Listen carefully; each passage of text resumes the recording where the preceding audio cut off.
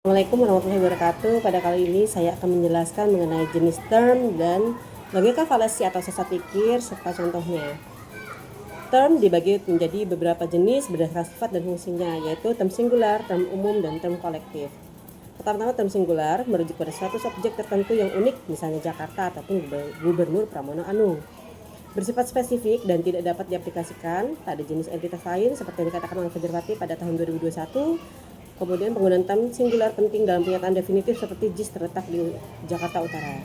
Kemudian term umum atau general term yang dapat diterapkan pada banyak individu dalam satu kelas atau satu kategori.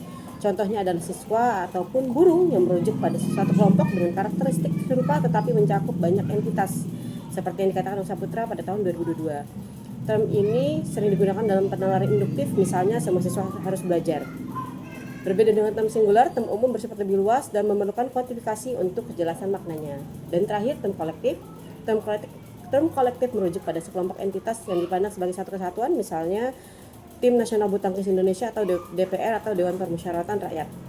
Term ini berbeda dengan term umum karena ia mewakili kelompok sebagai satu unit, bukan masing-masing anggotanya seperti yang dikatakan oleh Wijaya pada tahun 2023. Misalnya, pernyataan Timnas Indonesia berlaga di kejuaraan Thomas Cup mengacu pada kesatuan tim, bukan kepada setiap pemain secara individual.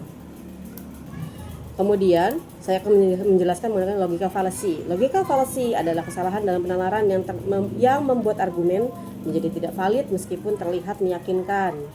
Misalnya, pendapatmu tentang lingkungan tidak valid karena kamu bukan lulusan jurusan sains adalah salah satu contoh umum ad hominem, yaitu menyerang pribadi lawan alih-alih menanggapi argumennya.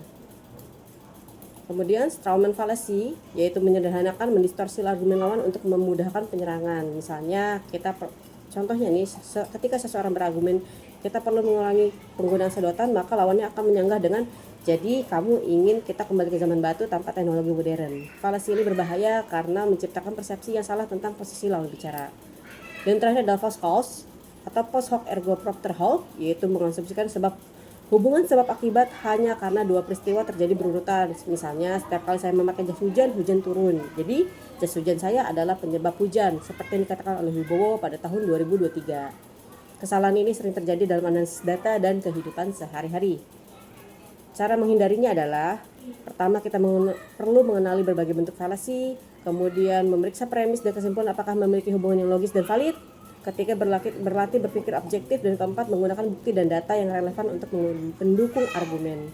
Menurut penelitian dalam Jurnal Logika Indonesia tahun 2023, pendidikan berpikir kritis sejak dini dapat membantu seseorang lebih kebal terhadap berbagai bentuk kesesatan berpikir. Terima kasih.